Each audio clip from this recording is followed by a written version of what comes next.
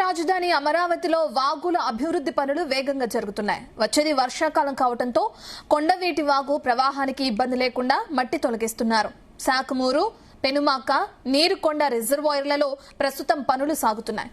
ఈ పనులను మంత్రి నారాయణ పరిశీలించారు. పనులను వేగవంతం చేయాలని అధికారులను ఆదేశించారు. కాగా రైతులను వైసీపీ రెచ్చగొడుతుందని మండిపడ్డారు.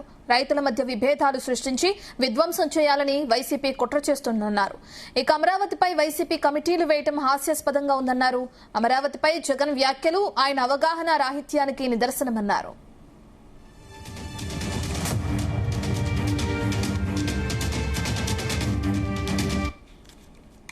ట్రంక్ రోడ్స్ కావచ్చు, లేఅవుట్స్ రోడ్స్ కావచ్చు, ఎంతో వేగవంతంగా వర్క్స్ జరుగుతున్నాయి.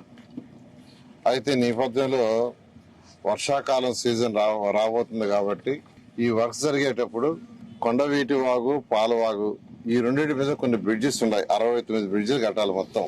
కొండవీటి వాగు, పాలవాగు రెండింటి మీద 69, అంటే పాలవాగు మీద 30, కొండవీటి వాగు మీద 32, గ్రావిటీ కెనాల్ మీద 7 బ్రిడ్జెస్ వర్క్ జరుగుతున్నాయి.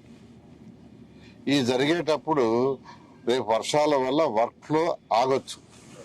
ఎక్కడైతే బ్రిడ్జ్ కడుతున్నారో కట్టే దగ్గర అటు ఇటు కట్టేయటం వల్ల దాని మీద యాక్చువల్గా నేను, మన లక్ష్మీప్రసాద్ గారు, అధికారులు అందరూ కలిసి నిన్న ఇవాళ ఇన్స్పెక్షన్ చేయడం జరిగింది. ఇవాళైతే N9 Kondaveeti Vagu N9 road మీద బ్రిడ్జ్ కడుతున్నారు. కొండవీటి వాగు మీద N9 రోడ్డు మీద బ్రిడ్జ్ కడుతున్నారు.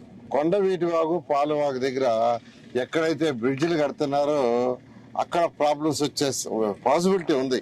దీన్ని ముందు జాగ్రత్తగా గ్రహించి వాళ్ళకి ఇన్స్ట్రక్షన్ ఇవ్వటం, ఆల్టర్నేట్ ఏం చేయాలా. ఎందుకంటే ఇదంతా వర్క్ అయిందాకే.